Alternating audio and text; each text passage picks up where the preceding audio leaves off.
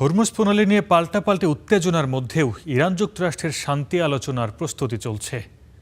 আগামী শুক্রবারের আগে যে কোনো দিন হতে পারে আলোচনা। ইসলামাবাদ অথবা রাওয়ালপিন্ডিতে হতে পারে এই আলোচনা। দুই শহরের ব্যাপক নিরাপত্তা ব্যবস্থা নিচ্ছে পাক সরকার।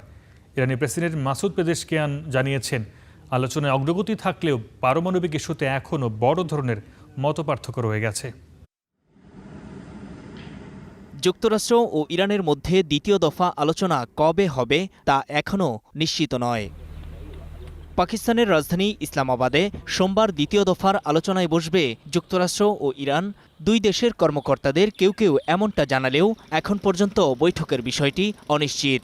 এরপরও ইসলামাবাদে নেওয়া হয়েছে সর্বোচ্চ নিরাপত্তা ব্যবস্থা।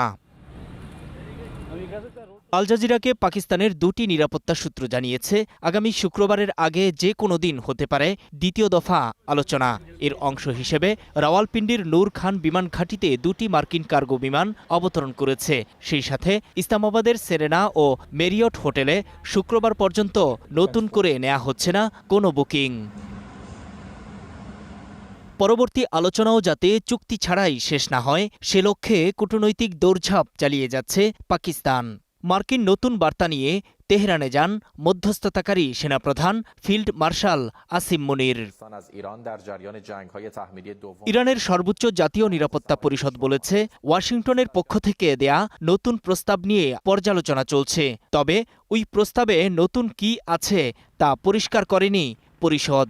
তবে বলেছে, সামান্যতম পিছু হটা বা নমনীয়তার বদলে আলোচনার টেবিলে রাষ্ট্রীয় স্বার্থ সর্বশক্তি দিয়ে রক্ষা করা হবে। ইরানের অনড় অবস্থানের ইঙ্গিত পাওয়া যায় প্রেসিডেন্ট মাসুদ পেজেশকিয়ানের সবশেষ বক্তব্যেও। বলেন, ইরান পারমাণবিক শক্তিধর দেশ হতে পারবে না। মার্কিন প্রেসিডেন্ট এমন দাবি তুললেও কেন হতে পারবে না সে কথা বলেন না। ইরানকে তার অধিকার থেকে বঞ্চিত করার অধিকার যুক্তরাষ্ট্রের নেই বলেও মন্তব্য করেন পেজেশকিয়ান। এদিকে ইরানের সংসদের স্পিকার বাঘের গালিবফ দাবি করেছেন, তেহরান নয় বরং ট্রাম্পই আগে যুদ্ধবিরতির অনুরোধ করেছিলেন। কারণ ইরান রণাঙ্গনে সুবিধাজনক জায়গায় থাকবে সেটি যুদ্ধের কয়েক সপ্তাহের মধ্যেই ওয়াশিংটন বুঝে গিয়েছিল।